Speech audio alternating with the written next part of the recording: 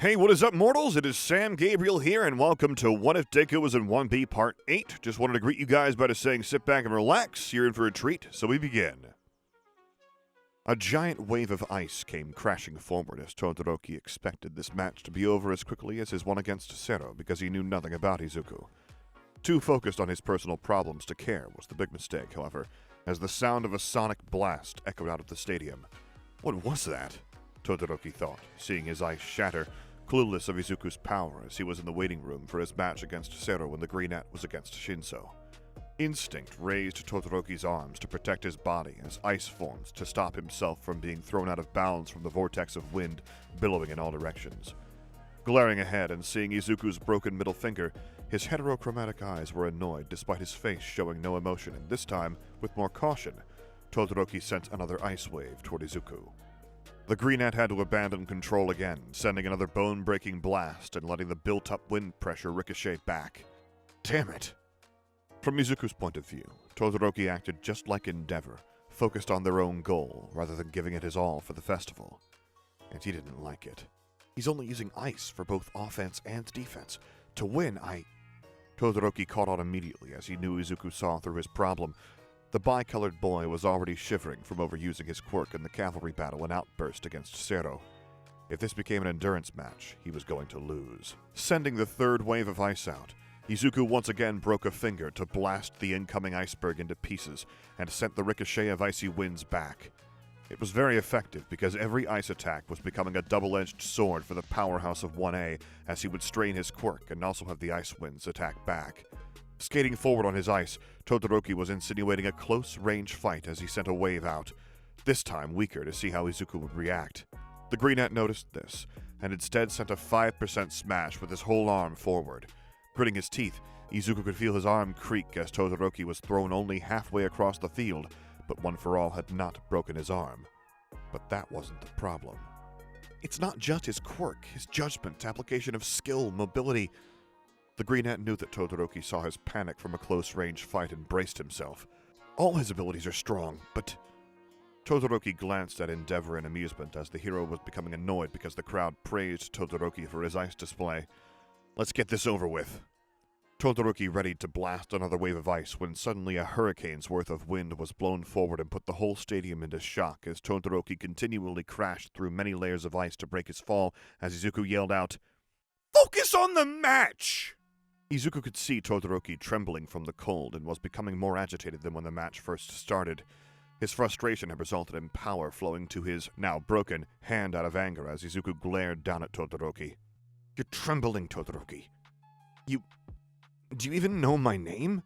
Everyone could hear his annoyance as Izuku lifted the broken hands to point at himself. "I am Izuku Midoriya, and I am your opponent.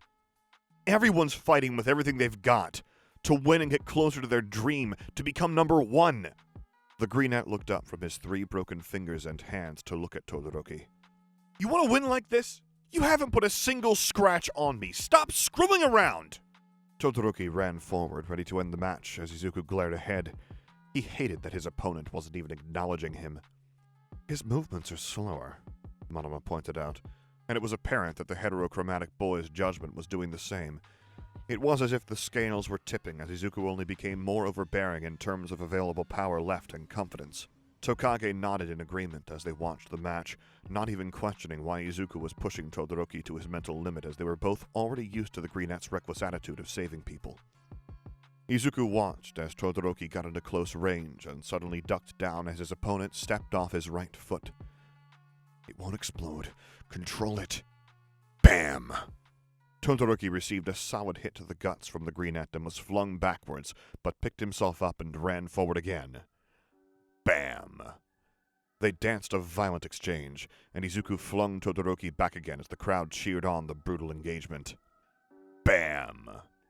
Cementos was ready to stop the fight and ask Midnight for her judgment as the two boys began not to think about their physical bodies. Bam! "You're right, Tokage. Midoriya not using his quirk is becoming an advantage now," Monoma analyzed, because the match was coming to an end. His overuse in the cavalry battle made him a lot weaker. Bam! "Everyone is giving it their all. I want to smile and save others!" Todoroki crashed into another wall of ice with his body shaking from the cold, his stubbornness becoming his reason for losing as Izuku pushed him toward his physical limit. He blamed his failure on his father as the boy glared at the number 2 hero. Izuku saw this and suddenly ran right up to the staggering ice boy and punched him on the stomach, using his momentum to send the boy back. I want to be a hero! That's my dream! Why are you watching him? Like an intake of breath, a moment of silence forced on an easy wave of emotions through the stadium as Todoroki listened to Izuku's words for once, his body airborne. Where are you looking, Todoroki? Todoroki didn't know what to think. He had despised Endeavor his whole life and wanted nothing else than to reject him. But as a result, he ended up watching and becoming more aware of his father because of his hatred. Without him even realizing it, he had stayed in his father's shadow with no clear goals. He had no set future that he was running towards and instead had been going in circles.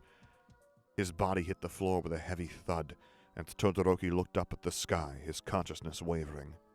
Despite the air being heavy with ice, he could clearly see the warm sky above, and a feeling of nostalgia washed over him. Todoroki could feel that Izuku shook his resentment, and although he couldn't just let go of his emotions, he knew his mindset had changed, even just a little. As his shivering body lay on the cold floor, unable to move any longer, Todoroki looked over at Izuku, who was also at his limit. A wisp of air escaped his lips before Todoroki finally fell unconscious. It was almost bittersweet as Midnight looked at Todoroki, who wore a peaceful expression despite being beaten up. With only one student conscious, she raised her whip and let her voice ring out, Midoriya advances to the next round! At the announcement, Izuku's adrenaline rush finally subsided, and the Greenette fell to his knees. I can heal him, Recovery Girl said as she examined Izuku's hands. You should be grateful that Todoroki already used half of his ice before the match, or else your hands would have needed surgery. Recovery Girl was scolding both Toshinori and Izuku for being reckless when the door burst open. Tokage and Monoma were the first to start talking, with one praising and the other scolding as Awase and half the class walked in too. What about the match? Izuku asked, a little confused but grateful for his class's worry. It's Shiozaki against Komori. They'll take a while because they're both long-range quirk-relying fighters, but Shiozaki will probably win with the sunny weather today, Monoma informed him as Recovery Girl told them to keep their voices down. She showed them out of the room, and the Greenette turns to look at the screen.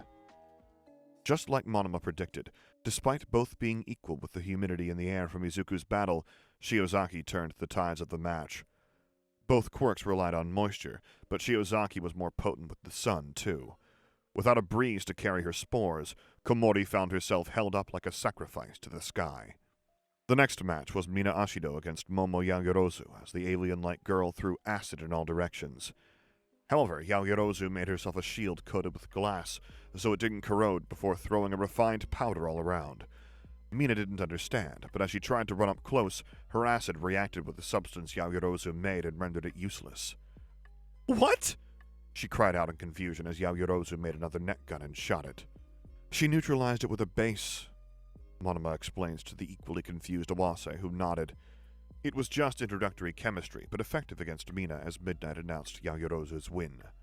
Izuku's hands were as good as new, although he was exhausted as a side effect of Recovery Girl's quirk. He was given a simple sling to make sure he didn't move too much before his next match as the Greenette got out of the infirmary bed. Todoroki was also awake now, and the boy looked over at Izuku. There was a change, and the Greenette noticed it and waited for him to speak. Midoriya, he spoke slowly, remembering Izuku's name. I want to be a hero. A smile danced onto Izuku's lips as he walked toward the door. The two exchanged no words as they had said enough, and the Greenette left, leaving Todoroki with his thoughts. Izuku reached the stadium to hear Tetsu cheering on Kirishima and Hononuki, looking at the steel boy questioningly. Huh? I missed 2 rounds? Izuku wanted to write more in his notebook, but sighed before turning to see Kirishima push Bakugo into a hand-to-hand combat fight. Kacchan's on defense? A string of muttering escaped his lips as he analyzed Kirishima's hardening quirk. I got notes if you want them. Izuku stopped and turned to see Monoma again, who had a piece of paper. I wrote down notes on their quirks. I want the next few rounds, too. Izuku gratefully nodded as they stayed by the top of the stairs and watched as Bakugo's explosion started to work against the redhead. He was using his quirk in full defense to go on offense and now reached his limit. Izuku mumbled as Bakugo saw the tides change in his favor and sent a relentless volley of explosions forward. Each one added more injuries to Kirishima, who could only stand still and take the damage. Die! With one last upward blast, Bakugo aimed for Kirishima's chin and sent the redhead flying backwards. Kirishima's body fell to the floor, and Midnight announced Bakugo's advancement. You idiot! Tetsu yelled out, having a mini rampage as Awase avoided the fists. Hononuki was still unsure how to react to the raging boy next to him, and Shiozaki pretended none of this was happening. Mike gave the crowd a brief break as Izuku nodded to Monoma, and the blonde returned to the stands as Izuku went to the waiting room. It was his fight next, and he had one good arm. Even if Recovery Girl had healed the other, he couldn't use it yet without receiving sustained damage, but it was enough as the Greenette spun ideas on how to combat Shiozaki. Izuku knew how her quirk worked since he had seen it up close twice. Even if she did have a physical limit, he was at a disadvantage with the sun shining. Knowing she could use her vines underground as observed from her sight against Kaminari, the Greenette knew he had to be airborne to fight her. It was another reckless plan, but it was the best one he could think of as Izuku stepped out onto the stage. The first match of the semifinals, Izuku Midoriya versus Ibara Shiozaki! Mike's voice rang out as he started the match, and just like Izuku predicted, Shiozaki's vines grew out like a wave and into the ground. Crouching down, Izuku charged 5% into his legs and, without damaging them, jumped high into the air in a similar fashion to the USJ fight. Falling towards Shiozaki, he waited patiently for the one thing he noticed during her and Denki Kaminari's exchange.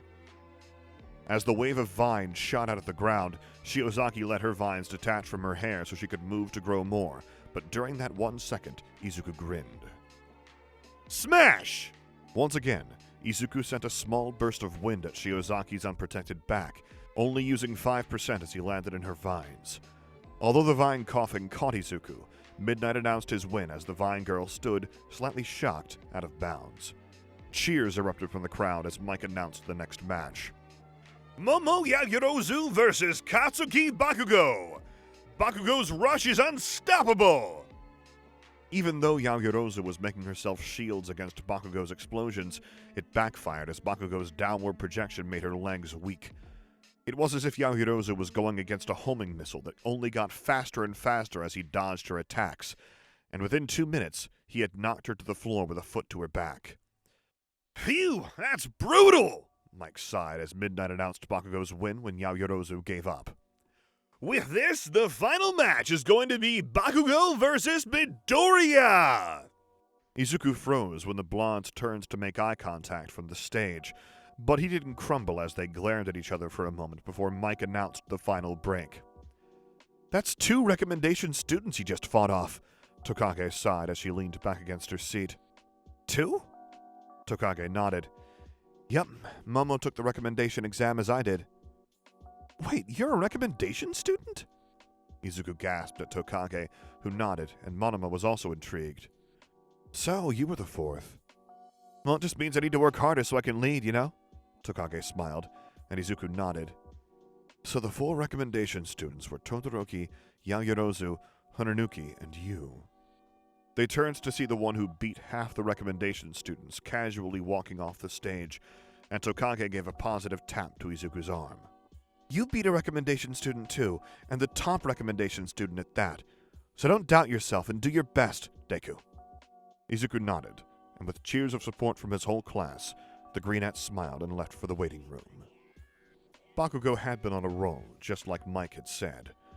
From declaring he would be number 1 to Izuku, to receiving a challenge from Todoroki in the changing rooms before the festival. With his team underneath Izuku's in the cavalry battle, the blonde was ready to fight, and Izuku felt almost identical as he took off his sling. Recovery Girl had given him the clear to fight with both arms again, and Izuku went over his thoughts. He was about to fight someone he considered to be the definition of winning, the person who was the reason for both his pain and determination. A few months ago, the very concept of fighting back against Bakugo terrified him, but the Greenette knew that something was different now. Whether it was his newfound confidence or his wish to surpass Bakugo, the goal, or maybe both, the Greenette clenched his fist as the opportunity had arrived quicker than he expected. Bam! The door was kicked open, and Izuku faced a confused Bakugo who was about to blow up, but saw that he had kicked down the wrong waiting room door. "Hello, Kachan," Izuku said, his body stiff as he didn't want to stutter. Bakugo just looked at him and saw that Izuku was preparing to fight before letting out a malicious grin. "I'll crush you, you stupid Deku! You better not hold back that shitty borrowed quirk of yours. I'll be on top." Izuku knew better than to say anything to irritate Bakugo further, but he couldn't keep quiet as he stood up from his seat. "Deku now means you can do it. It's not going to be the same anymore. I plan to win."